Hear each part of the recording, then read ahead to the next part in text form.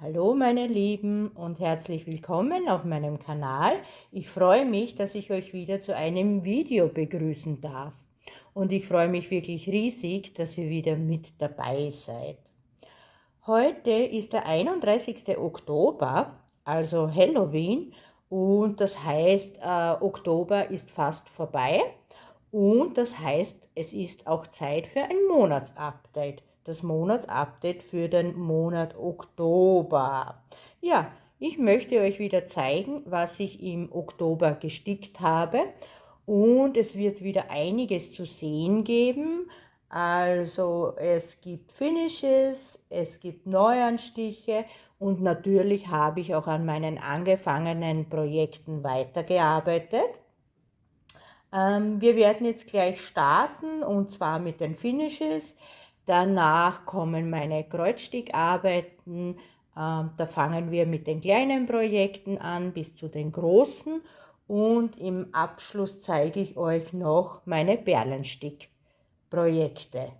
Ja, dann kann es auch schon losgehen und zwar mit dem ersten Finish. Das kennt ihr ja schon, falls ihr mein Finish-Video gesehen habt. Und das ist das Orange Gift. Ich muss mich gleich vorab entschuldigen. Ich habe den Stoff jetzt so gefaltet, denn leider, zu meiner Schande, muss ich gestehen, ist mir etwas Kaffee darüber gekippt. Ja, darum habe ich den Stoff jetzt so eingeschlagen und ja, ich werde das Projekt noch in die Waschmaschine geben.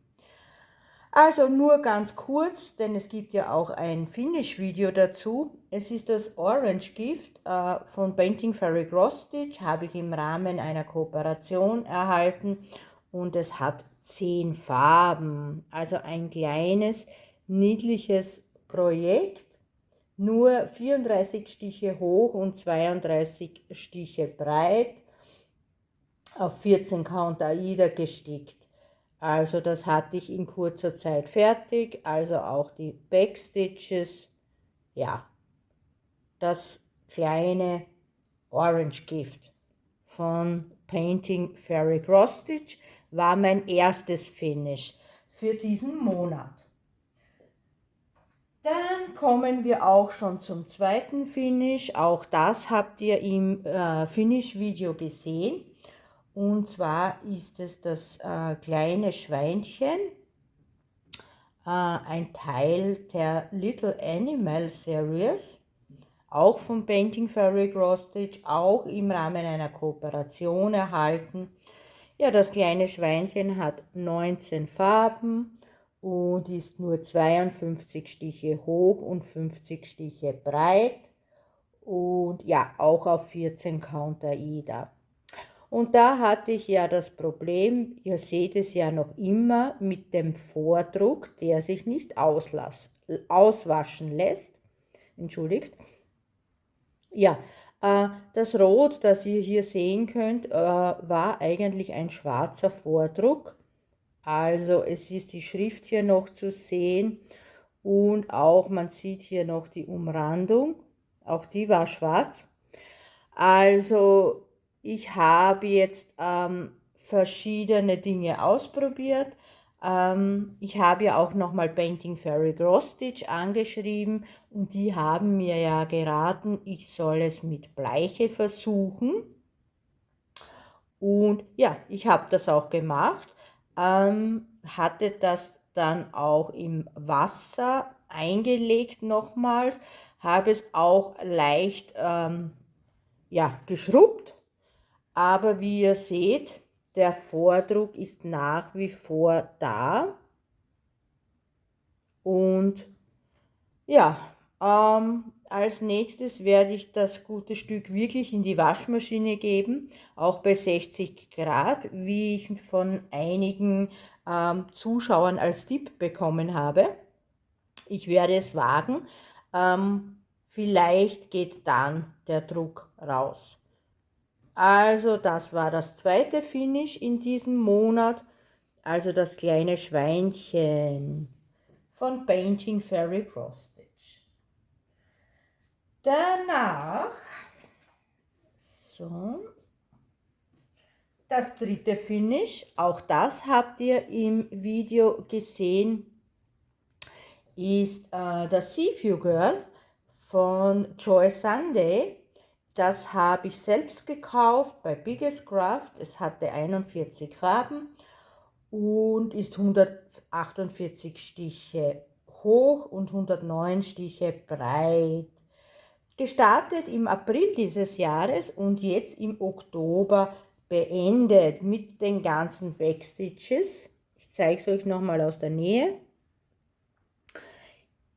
Ja, genaueres dazu seht ihr in meinem Finish-Video, darum belasse ich es und ja, gibt es nicht mehr dazu zu sagen zu dem Seaview Girl. Das dritte Finish. Ja, und dann fangen wir auch schon mit den Kreuzstickprojekten an. So wie angekündigt, starten wir mit dem kleinsten Projekt. Und auch das ist wieder ein Kooperationsprojekt. Also das habe ich im Rahmen der Kooperation erhalten. Und zwar ist auch diese Robbe, genauso wie das kleine Schweinchen, Teil der Little Animal Series. Es ist auch von Painting Fairy Cross Stitch. Das gute Stück hat 10 Farben und noch zusätzlich 4 Mischfarben. Ja, ihr seht, es ist auf 14 Count und es wird 48 Stiche hoch und 50 Stiche breit. Und es ist auch auf 14 Count der Ida. Es ist ein Neuanstich und ich habe ja schon einiges daran gestickt. Das heißt, nur hier diese roten und hier oben die grünen, blauen Symbole sind noch zu sticken und abschließend noch die Backstitches. Ja, es gibt hier auch Viertelstiche, aber das kann man gar nicht erkennen. Es ist hier im Bereich der Augen die Viertelstiche. Ja, und auch hier seht ihr wieder diesen Aufdruck, der beim Schweinchen nicht rausgegangen ist. Also ich bin gespannt, ob er dann bei der Robbe rausgeht, der Vordruck.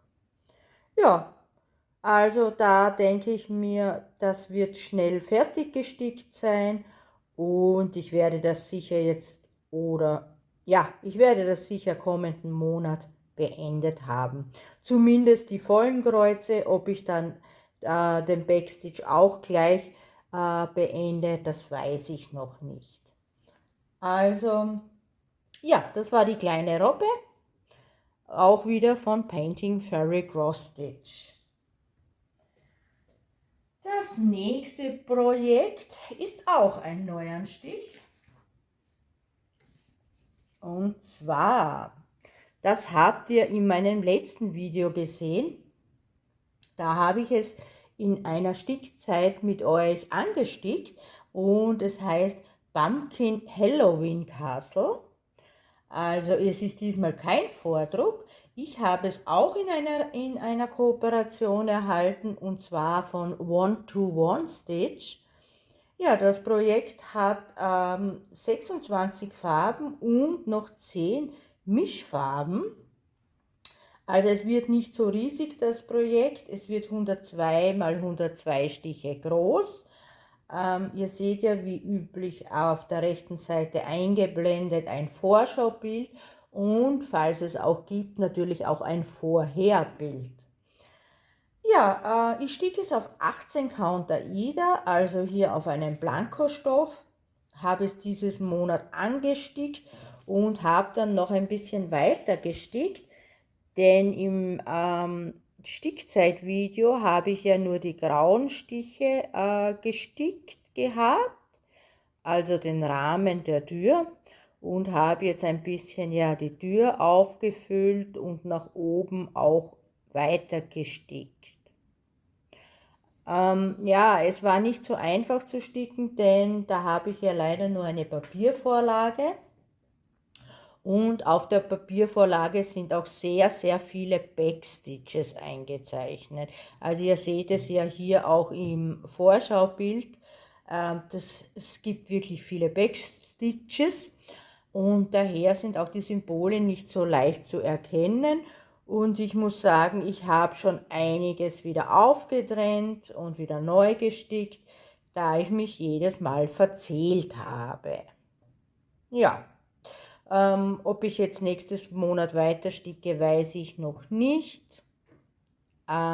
Ich denke aber eher nicht. Ja. Aber es kommt sicher irgendwann wieder dran, aber jetzt wird es dann in mein Lager geräumt. Das Pumpkin Halloween Castle von One-to-One Stitch. Ja. Dann kommen wir zum nächsten Projekt und das ist The Girl Like a Flower. Das habe ich bereits voriges Jahr im Dezember 2024 gestartet. Das habe ich selbst gekauft bei Biggest Craft. Es ist von Joy Sunday und das Bild hat tatsächlich 70 Farben. Und ja, das macht sich auch bemerkbar, denn es hat sehr viel Konfetti. Ich habe jetzt hier oben weiter gestickt. Ich hatte ja begonnen hier mit backenden Fäden, muss aber sagen, dass das für dieses Bild nicht für mich passt und bin dann umgestiegen, also immer den Faden zu versticken. Und ja, wie gesagt, ich habe jetzt hier im Bereich dieser Blume weitergearbeitet. Ich werde meinen Stift nehmen. Hier im Bereich dieser Blume habe hier auch einen Teil der Blume gestickt und auch hier einen Teil der Haare. Also hier unten wird es ein bisschen besser mit dem Konfetti, aber hier oben ist wirklich sehr viel Konfetti. Auch hier entlang, wo die Blumen sind, ist überall sehr viel Konfetti. Und es kommt abschließend dann ja noch einiges auch an Backstitches dazu. Ja, wie gesagt, ich habe jetzt nicht oft daran gearbeitet. Ich zeige euch mal das von hinten, was ich tatsächlich geschafft habe. Also hier die Haare, die Blumen und das andere hatte ich ja schon vorher. Also nur ein kleiner Teil dazugekommen, noch einmal aus der Nähe. Man sieht, es hat viel Konfetti. Es hat ja auch 70 Farben und ja, es wird 175 Stiche groß und 177 Stiche breit. Das ist 16 Count Aida und ja, gekauft bei Biggest Craft, ein Motiv von Joy Sunday. A Girl Like a Flower.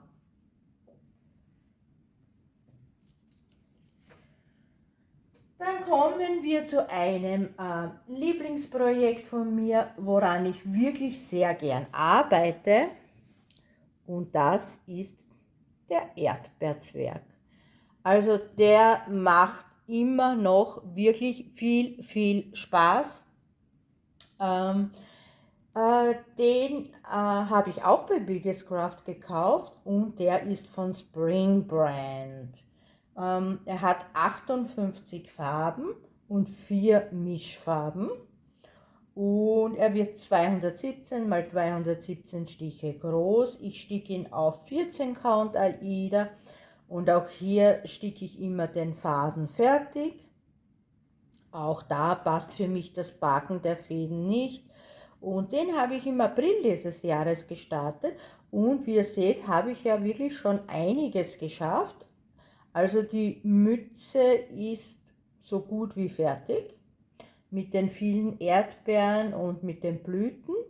Also was habe ich letztes Monat gestickt? Also ich habe hier im Bereich der Mütze fertig gestickt und habe mich dann runter gearbeitet zum Gesicht. Also die Augen und ein Teil der Nase ist fertig. Und ich finde, er kommt so gut raus. Er ist wirklich einfach zu sticken. Es ist nicht so viel Konfetti. Und mir gefällt, wie ich euch schon öfters gesagt habe, dass er so plastisch rauskommt. Also es sieht wirklich so dreidimensional aus und das gefällt mir wirklich, wirklich sehr gut. Also am Erdbeerzwerg werde ich auf jeden Fall nächsten Monat auch wieder sticken. Ein absolutes Spaßprojekt, muss ich sagen. Also absolut empfehlenswert, auch für Anfänger. Es hat ja nur 4 Mischfarben, es sind nur volle Kreuze zu sticken, also keine Backstitches und ja, macht einfach nur Spaß. Der Erdbeerzwerg von der Marke Spring. So, bevor wir weitermachen, einen Schluck Kaffee.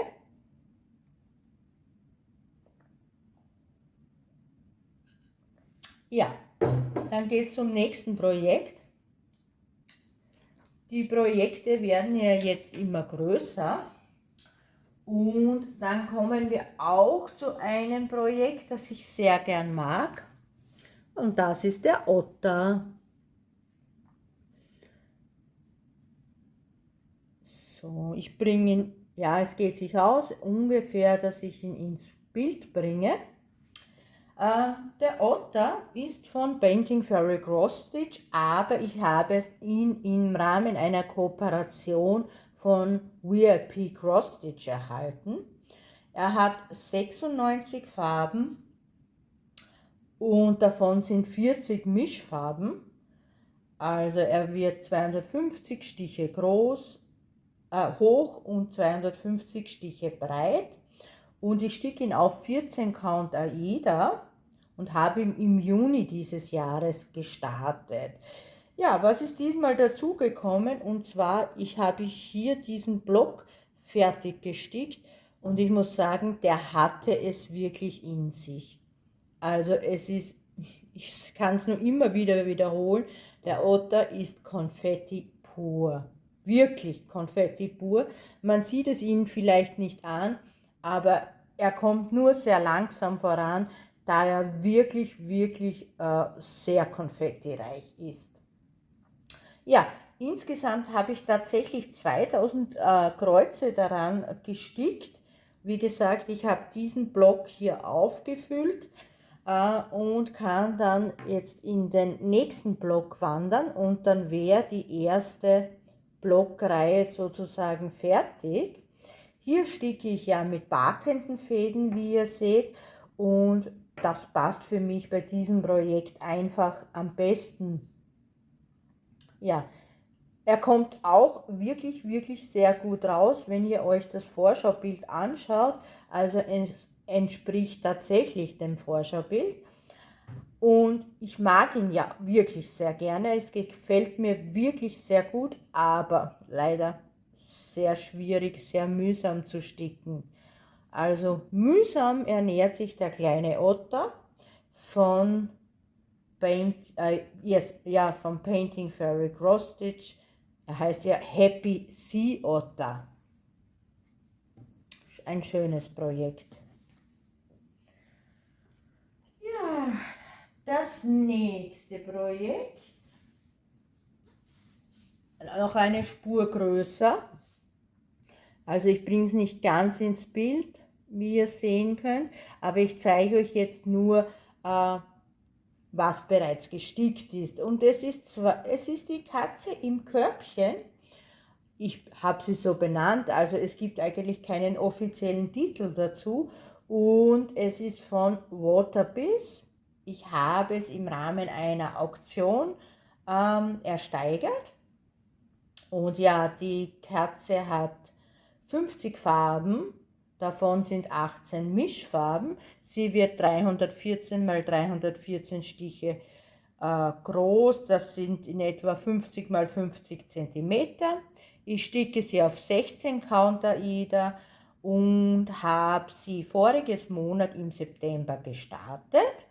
Und ja, habe jetzt da weitergearbeitet. Also es sieht so wenig aus, aber es sind tatsächlich 1600 Stiche dazugekommen. Und das sind ja 3100 Stiche, die ich bereits gestickt habe. Ja, auch hier arbeite ich mit der Packmethode. Ich komme jetzt ein bisschen näher, damit man das vielleicht ein bisschen besser erkennen kann. Also das ist alles noch Hintergrund. Hier beginnen ja dann die Bücher, die ihr seht. Und ja, bis zur Katze ist es noch ein weiter Weg. Ja, das macht eigentlich auch Spaß. Da sticke ich zwar nicht so oft daran, aber ich habe trotzdem 1600 Stiche geschafft. Am Kätzchen im Korb von der Marke Waterbiz. Dann bleiben wir gleich bei Waterbiz und da kommen wir zu meiner Halloween Kitty. Also ich weiß nicht, ob ihr etwas daran erkennen könnt, denn das ist ja der Color by Color Halloween Soul. Da wird ja jede Woche eine Zahl gezogen und dann stickt man eine Woche lang diese Zahl, ja. Und ich habe da bereits 2 Zahlen gestickt. Also insgesamt sind es ja 50 Farben, davon sind 24 Mischfarben und das Bild wird 251 Stiche breit und 314 Stiche hoch, also 40 mal 50 cm. Ich glaube, es ist 16 Count. Ich bin mir jetzt nicht ganz sicher, aber ich glaube, es ist 16 Count. Ja, es ist ein Neuanstich, denn ich habe es ja auch im Oktober gestartet, denn seit 15. Oktober läuft der Color by Color Halloween Soul. Ja, ich zeige euch mal ein bisschen, was ich geschafft habe. Hier sind sehr viele einzelne Stiche, auch hier und hier ist etwas mehr. Dann habe ich hier einige lila Stiche. Ich zeige es euch aus der Nähe, damit ihr ungefähr sehen könnt, was so, ja, überall vereinzelt Stiche. Ja, so funktioniert halt dieser Color by Color Halloween Soul. Also entspricht in etwa der Methode von Extreme Cross Country. Und ich muss sagen, ich mag es nicht. Ich mag es gar nicht und es macht mir überhaupt keinen Spaß. Also ich habe das jetzt bei 2 Farben ausprobiert und ja, ich werde das jetzt so beenden und werde dann wieder mit meiner Backmethode arbeiten. Und zwar werde ich dann wieder links oben beginnen und mich dann so blockweise durcharbeiten. Ja, dieses Extreme Cross Country macht mir überhaupt keinen Spaß. Es ist für mich absolut chaotisch und unstrukturiert und ja, das passt einfach nicht zu mir. Vielleicht passt es für jemanden anderen. Das Motiv ist ja wirklich, wirklich sehr schön, aber aufgrund dieser Methode macht es mir keinen Spaß. Und ich werde auch nächstes Monat nicht daran weiter sticken. Also vielleicht hole ich es irgendwann wieder aus meinem Vorrat, aber jetzt kommt es ins Lager. Ja, wie viel habe ich geschafft? 329 Stiche sind hier verteilt, also nicht sehr viel. An meiner Halloween Kitty, die ja eigentlich sehr, sehr hübsch ist, meine Kitty. Gut.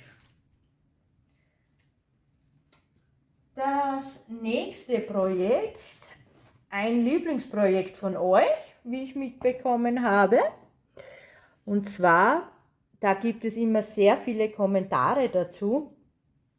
Und das ist Willow. Eine Crop-Version, das heißt, es ist nur ein Teil eines größeren Bildes und das ist im gezählten Kreuzstich. Es ist von der Cross Stitch Studio, habe ich auch dort gekauft. Sie wird 385 Stiche hoch und 250 Stiche breit und sie hat 96 Farben. Ja, ich habe jetzt diese Seite hier fertig gestickt. Also man sieht einen Teil der Nase und auch einen Teil des Mundes. Und ich habe im Oktober, also dieses Monat, 1141 Stiche gestickt. Das heißt, ich bin aktuell bei 52,34% und es ist das 14. Seitenfinish. Also eine Seite hat so ungefähr 3500 Kreuze. Ja, und ich habe 14 Seiten geschafft und insgesamt bin ich bei 50.380 Kreuzen. Ja, ich habe das aber schon voriges Jahr im April 2024 gestartet.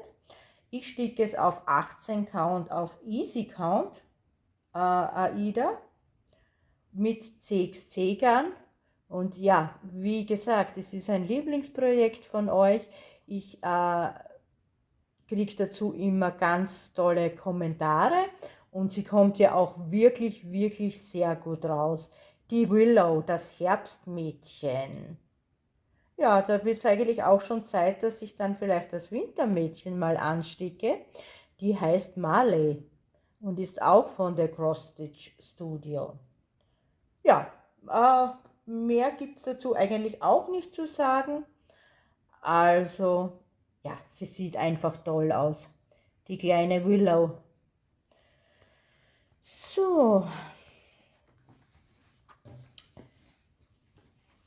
dann kommen wir zu einem meiner ältesten Projekte oder vielleicht sogar das älteste überhaupt. Ich bin mir da jetzt nicht sicher. Und das ist das Mini Rose Tattoo. Das ist von Heaven and Earth Design. Und ja, ein sehr, sehr altes Projekt, gestartet im Januar 2022. Also schon über 3 Jahre alt. Und ja, ich habe es wieder hervorgeholt und dachte mir, ja, ein paar Stiche daran zu sticken, etwas Fortschritt, denn irgendwann möchte ich es ja auch fertig bekommen. Und tatsächlich habe ich jetzt hier in diesem Bereich noch dazu gestickt. Ich glaube, auch hier war noch ein Teil des Nackens. Und ja, insgesamt habe ich nur 327 Stiche daran gemacht.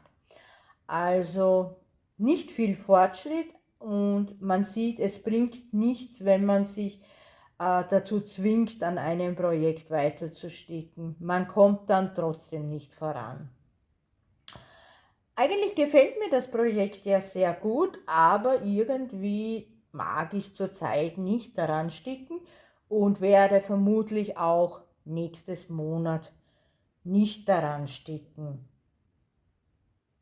Ja, an dem Mini Rose Tattoo von Heaven and Earth Design. 347 Stiche hoch und 225 Stiche breit. Aktuell bin ich bei 40,5%. Also noch nicht einmal die Hälfte. Ja, und dann sind wir auch schon bei meinem letzten Kreuzstickprojekt angelangt, bevor wir zu den Perlenstickprojekten kommen. Und das ist mein größtes Projekt. Ich werde es einmal durch die Kamera ziehen. Ihr seht, hier ist der rechte Rand. Und hier ist der linke Rand. Ja, ein wirklich riesiges Projekt, der romantische Blumenmarkt.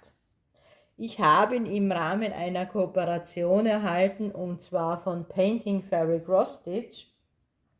Das Bild hat 124 Farben und es wird nur 238 Stiche hoch, aber 690 Stiche breit. Ja, ich sticke es auf 18 Counter-Iden mit Vordruck, wie ihr sehen könnt, und ich habe es letzten Monat im September gestartet und es sieht so wenig aus, aber dieser Block, den ihr hier seht, sind tatsächlich 4200 Stiche und die Hälfte davon, also 2100 Stiche, sind dieses Monat dazugekommen. Ja, man kann die Blumenkästen schon sehr gut erkennen und hier ist der Baum, den ich schon begonnen habe. Ich arbeite auch hier mit barkenden Fäden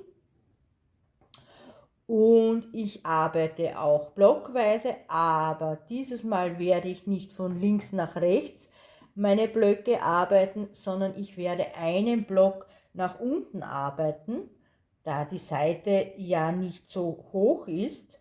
Also die Seite, die Höhe ist nicht so hoch, so, denn die Breite ist ja sehr breit, und danach werde ich den nächsten Block nach unten sticken und den nächsten und so weiter und immer mit barkenden Fäden. Das passt für mich wirklich sehr gut bei dem Projekt. Es kommt wirklich schön raus, aber da ist ja noch einiges zu tun. Aktuell bin ich bei 2,55%, also so gut wie nichts. Ja, man erkennt wenig daran, und es ist noch sehr, sehr viel zu tun am romantischen Blumenmarkt. Ja, das waren meine Kreuzstickprojekte, also doch einiges. Und danach kommen wir noch jetzt zu meinen Perlenstickprojekten. Da gibt es noch 2 Projekte. Zum einen meine kleinen Vögelchen, das habe ich gekauft bei VIP Cross Stitch. Sie werden 248 Stiche hoch und 177 Stiche breit. Ja, es ist 11 Count AIDA und es sind die durchsichtigen Perlen. Ich zeige es euch mal aus der Nähe. Sie schimmern wirklich wunderschön. Und ja, die Perlen sind nicht gleichmäßig, aber das merkt man in dem Bild eigentlich gar nicht. Also es kommt wirklich sehr gut raus. Aktuell habe ich ja nur Hintergrund, also die Wolken gestickt, aber hier habe ich schon begonnen mit dem ersten Vögelchen. Und ich habe dieses Monat wirklich viel daran gestickt und nämlich 3070 Perlen gesetzt. Also das sind 7% dazugekommen und insgesamt habe ich jetzt 10.250 Perlen bereits und bin bei 23,35%. Also das geht ziemlich schnell voran, macht auch wirklich viel Spaß. Mir gefallen die transparenten Perlen wirklich sehr, sehr gut. Ich finde, es kommt auch wirklich sehr gut raus. Ich bin ja dann gespannt, wenn der Vordruck ausgewaschen wird, wie das Bild dann rauskommt. Ja, also das geht wirklich flott voran, denn ich habe es ja erst im August gestartet. Das war jetzt das 3. Monat, dass ich daran gearbeitet habe. Und ja,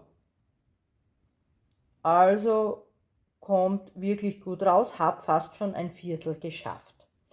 Die Perlenvögel von We Are Big Cross Stitch haben auch 38 Perlenfarben und sie sind eigentlich alle transparent, soweit ich jetzt in Erinnerung habe. Also die ihr jetzt hier seht, die bereits gestickt sind, sind tatsächlich alles transparente Perlen. Sie werden ja auch mit dem Kreuzstickgarn gestickt und ihr seht, auch hier backe ich meine Fäden und mache meine Backmethode. Und ja, die Perlen legen sich dadurch natürlich auch wunderschön, da ich da nirgends noch eine Perle rein quetschen muss, sondern eben 100er Kästchen für 100er Kästchen sticke. Darum kommt das auch wirklich sehr gut raus. Ich zeige es nochmal aus der Nähe, weil es gefällt mir wirklich sehr gut. Wirklich sehr, sehr toll. Jetzt bin ich gespannt noch, wie die Vögelchen rauskommen. Ja, meine Perlenvögelchen. Und jetzt kommen wir zum üblichen Abschlussprojekt. Der Tiger.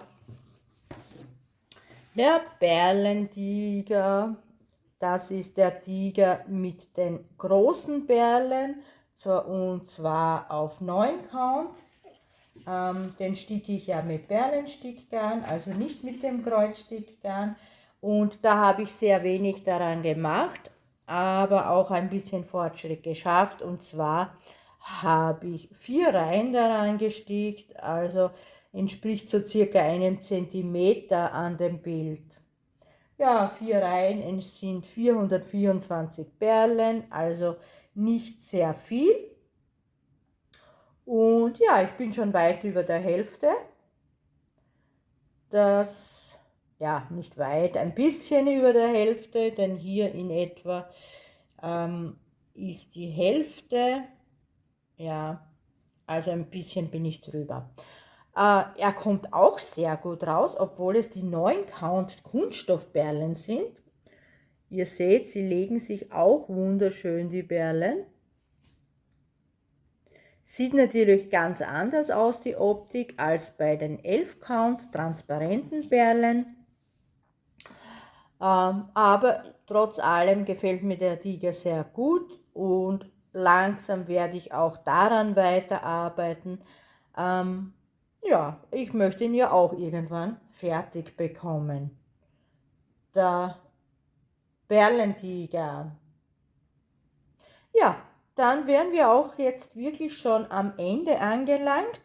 Ich glaube, ich habe euch alles gezeigt. Also es waren, glaube ich, 12 Projekte, wenn ich mich richtig erinnere. Nein, 13 Projekte. Und ja, meine Finishes, die könnt ihr noch genauer anschauen im Finish-Video, das es dazu gibt. Und ja, wie sieht es jetzt weiter aus mit meinen Videos? Ich habe es ja schon mehrmals erwähnt. Also ich bin ja ab Mitte November im Urlaub und daher wird es auch kein Monatsupdate für November geben. Ich komme ja erst Anfang Dezember zurück von meinem Urlaub und dann wird es ein großes Update Ende Dezember, also Ende des Jahres geben, wo ihr dann die Fortschritte von November und Dezember zu sehen bekommt. Ja, dann bedanke ich mich noch fürs Zuschauen. Ich hoffe, ihr hattet auch so viel Spaß wie ich dabei und wünsche mir natürlich, dass ihr dann auch in meinem nächsten Video mit dabei seid. Sag nochmal Dankeschön, bis zum nächsten Mal. Tschüss.